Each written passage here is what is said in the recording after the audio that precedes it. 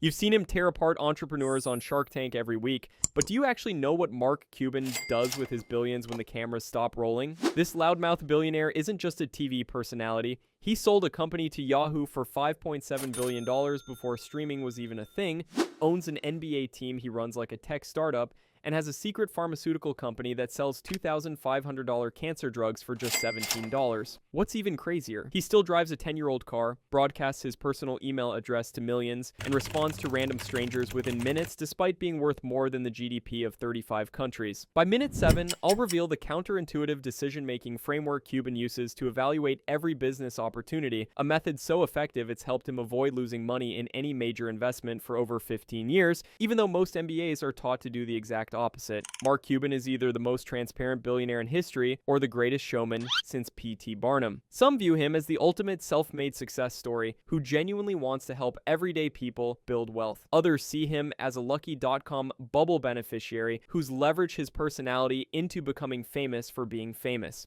So what does Mark Cuban actually do? How did a kid from Pittsburgh who was selling garbage bags door to door at age 12 amass a $5.5 billion fortune? And is his business wisdom actually valuable? Or is he just another rich guy who thinks being wealthy makes him smart? By the end of this video, you'll understand exactly how Cuban built his empire and whether his methods are replicable or just billionaire mythology. Let's go. The Cuban success formula, the real secret. Let's skip the standard biography because you can find that anywhere. What you can't find is the actual Cuban operating system, the decision-making framework that's guided every major move in his career.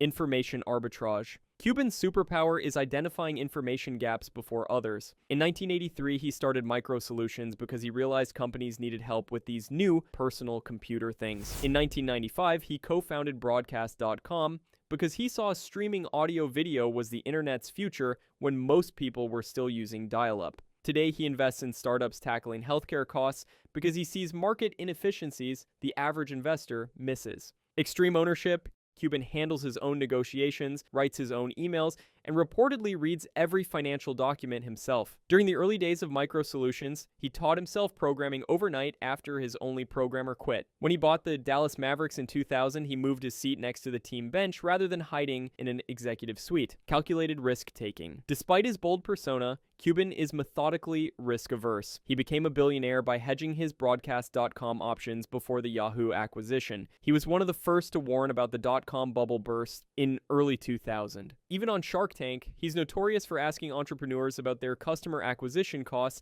and unit economics when other sharks are still admiring the product. This core operating system has guided Cuban through 4 distinct business layers. Layer 1, the tech foundation, how he got rich. Cuban's wealth originated from tech ventures. Micro Solutions, PC integration. Sold for $6 million in 1990. Broadcast.com, internet streaming. Sold to Yahoo for $5.7 billion in 1999. This wasn't just luck. Cuban identified the internet's potential when most businesses still used fax machines. He convinced radio stations to stream online when streaming wasn't even a word people used. It's like betting your life savings on electric vehicles in 1995. People thought you were crazy until suddenly you weren't. The Broadcast.com sale was perfectly timed. Cuban ensured his newfound wealth by immediately hedging against Yahoo's stock price, a move financial experts called the greatest single stock trade ever. While other dot-com billionaires watched their paper fortunes evaporate, Cuban locked in billions before the crash. It's like selling your beachfront property the day before a hurricane while everyone else decides to wait and see. Layer 2, the Maverick investment, the brand builder.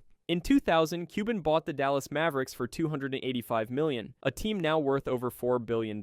Unlike traditional sports owners, Cuban approached the Mavericks like a tech startup, introduced data analytics before Moneyball was mainstream, created the best player facilities in the league, personally responded to fan emails, sat with fans instead of in a luxury box, got fined over $2 million for criticizing NBA referees.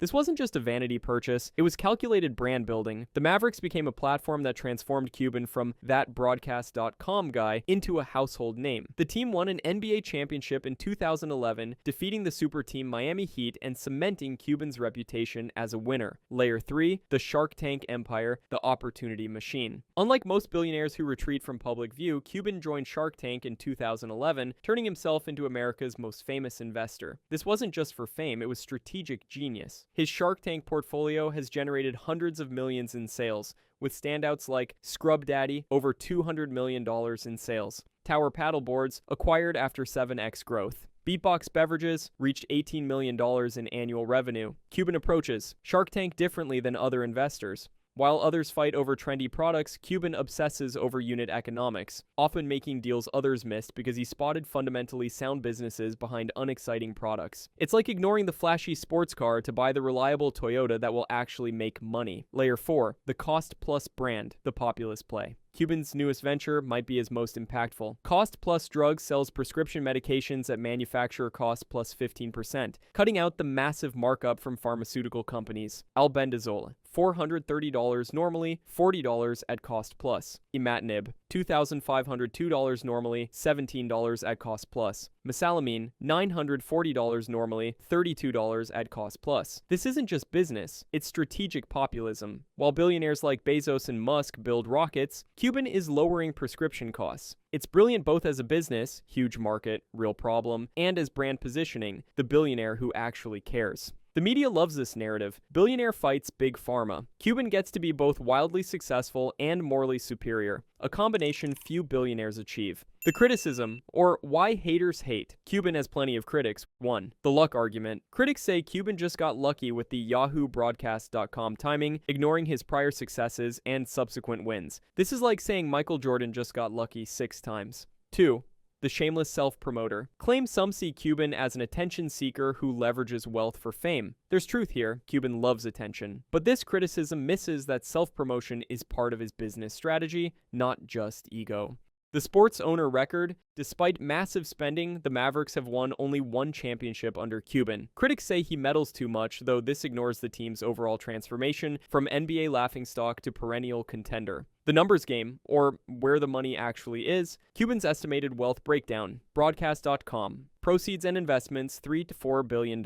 Initial Yahoo stock hedge, subsequent tech investments, and public market positions. Dallas Mavericks, $800 million to $1 billion. Owns approximately 85% of a $4+ billion franchise. Shark Tank portfolio, $300 to $500 million. Equity in 200+ companies. Royalty deals and strategic exits. Media properties, $200 to $300 million. 2. 929 Entertainment, Magnolia Pictures, and content libraries. Cost Plus Drugs and other ventures, $100 to $200 million. Early stage but massive potential. Total estimated net worth, $5 to $6 billion.